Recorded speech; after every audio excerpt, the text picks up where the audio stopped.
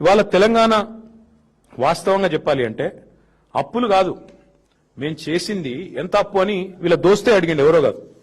వీళ్ళ దోస్తు ఒక ఆయన ఉన్నాడు, చీకటి స్నేహితుడు మాధవనేని రఘునందన్ రావు అని ఎంపీ, బీజేపీ ఎంపీ, చీకటి దోస్తు రేవంత్ రెడ్డి. ఆయనతో నేను అడిగిపించిండు, ఏంది అసలు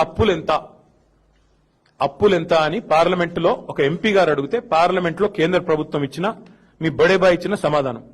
మీ పెద్దన్న మీ బడేబాయ్ ఏం చెప్పినల్లా, కేసీఆర్ వచ్చిన రోజు అప్పులెంత, దిగిపోయిన రోజు అప్పులెంత అంటే ఇగో ఇది, this is the total picture presented to parliament by RBI by CAG.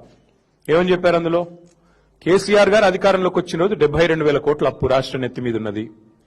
KCR దిగిపోయిన రోజు 3,50,000 కోట్ల అప్పు.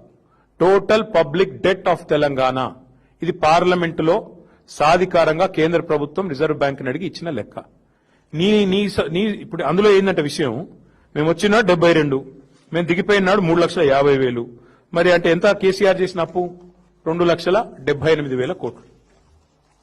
కానీ నీ పరిస్థితి ఎట్లుంది, నీకు వాస్తవాలు బయటకు వస్తే నీకు నచ్చలేదు, అందుకే నోటికొచ్చినట్టు ఎంత వస్తే అంత. ఒకరోజు 6 లక్షల కోట్లు అంటాడు, ఇంకో రోజు 7 లక్షల కోట్లు అంటాడు, ఇంకో రోజు 8 లక్షల కోట్లు అంటాడు.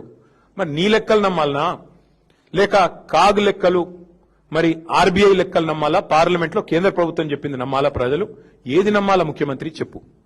తెల్లారు లేస్తే వెనకటికి ఎవడో మొహం బాలే తద్దంబాలు కొట్టుకున్నట్టు నీకు పరిపాలన చేతగాక గత ప్రభుత్వం మీద ఇంకెన్ని రోజులు ఏడుపుల్ని, ఎన్ని అబద్దాలంటే నేను ఒకటే వేదిక ఇద్దరు ముఖ్యమంత్రి ఉప ముఖ్యమంత్రి నెంబర్ 1 అండ్ నెంబర్ 2. నెంబర్ 1 అంటాడు 30 నెలల్లో 1,75,000 కోట్లు ఖర్చు పెట్టిన రైతులకని నెంబర్ 1 సీఎం అంటాడు. అదే వేదిక మీద మరో ఒక 5-6 నిమిషాల తేడాలో ఉప ముఖ్యమంత్రి గారేమో 1,56,000 కోట్లు అంటాడు. అంటే వాళ్ళకి అబద్దాల్లో కూడా పొంతం లేదు. 20,000 కోట్ల అంతరం అక్కడిదక్కడే 5 సెకండ్లు 5 నిమిషాల తేడాలో. అంత చండాలమైన పరిపాలన నీది.